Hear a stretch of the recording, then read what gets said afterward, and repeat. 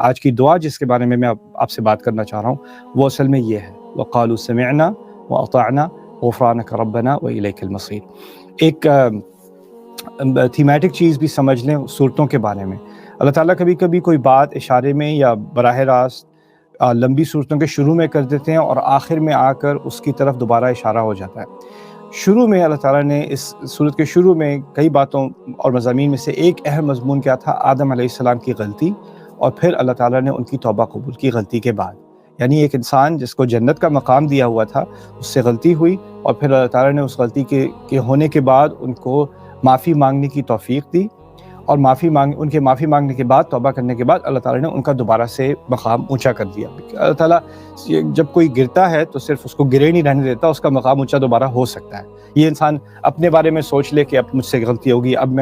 میں بالکل اللہ کے ہاں جو ہوں اس کے دربار سے گر چکا ہوں، اس کی نظر میں گر چکا ہوں، وہ میری بات اب کیوں مانے گا، میں تو گنہگار بن چکا ہوں۔ اللہ تعالیٰ کیا فرماتے ہیں اسی صورت میں، اللہ ولی الذین آمنوا یخرجہم من الظلمات الی النور۔ اللہ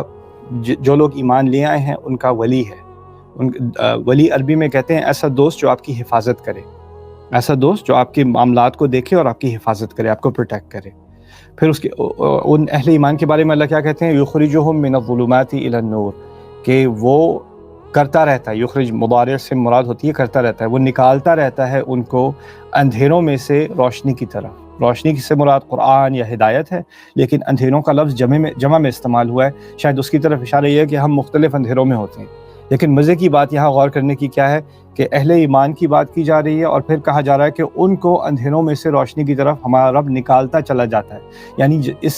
صرف اس لیے کہ آپ کے پاس اور میرے پاس ایمان ہے، اس کا مطلب یہ نہیں ہے کہ اب ہم اندھیروں میں پھسل کے گر نہیں سکتے۔ انسان سے غلطی ہوتی ہے، انسان گرتا ہے، انسان اپنے آپ کو بھی ڈسپوائنٹ کرتا ہے،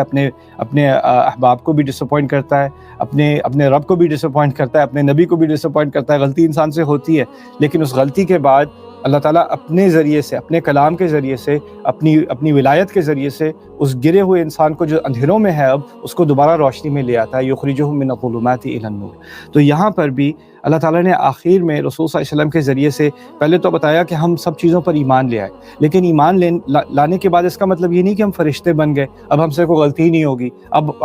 تو امکان ہی نہیں رہا کہ ہم کوئی گناہ کر سکیں یا حرام چیز ہمارے نزدیک کوئی آ سکے۔ انسان پھر بھی انسان ہی ہوتا ہے، اور ہماری تو اچھائیوں میں بھی خلل ہوتا ہے، برائی تو دور کی بات ہے، ہماری نماز بھی پرفیکٹ نہیں ہوتی، ہمارا وضو بھی پرفیکٹ نہیں ہوتا۔ ابھی حج عمرے پہ جائیں گے تو حج عمرے میں بھی خلل ہوں گے، ایسے بھی خلل ہوں گے جس کا ہمیں علم بھی نہ ہو، کیونکہ جو کمال ہے، جو پرفیکشن ہے، وہ تو صرف اللہ تعالیٰ کے لیے ہے۔ باقی ہم نے تو جو کرنا ہے اس میں کوئی نہ کوئی کوتاہی تو ہوگی، وہ تو ہم انسان کے ناطے ہونی ہی ہونی ہے۔ اس لیے رسول صلی اللہ علیہ وسلم نے بھی فرمایا ہے، کل بنی آدم خطاء وخیر الخطائین التوابون، کہ ہر آدم کی اولاد میں سے ہر ایک بار بار غلطیاں کرتا ہے، اور بار بار غلطی کرنے والوں میں سے بہترین وہ ہیں جو بار بار توبہ بھی کرتے ہیں۔ یعنی غلطی ہوئی، آپ نے سنسیئرلی توبہ کی، اس کے بعد غلطی ہوئی تو آپ نے پھر دوبارہ سنسیئرلی توبہ کی، اپنے آپ سے وعدہ کیا اب اس گڑھ میں نہیں گرنا، دوبارہ یہ غلطی دوبارہ نہیں کرنی۔ ہو سکتا ہے آپ کسی اور نئی غلطی میں گر جائیں، انسان ہو سکتا ہے، یا ہو سکتا ہے انجانے، جان بوجھ کر نہیں، کسی کمزوری کی وجہ سے کچھ عرصے بعد اسی پرانی غلطی میں دوبارہ گر جائے، ایسا بھی ہو سکتا ہے۔ لیکن وَلَمْ يُصِرُّوا عَلَى مَا فَعَلُوا وَهُمْ يَعْلَمُونَ، قرآن نے قاعدہ دے دیا کہ وہ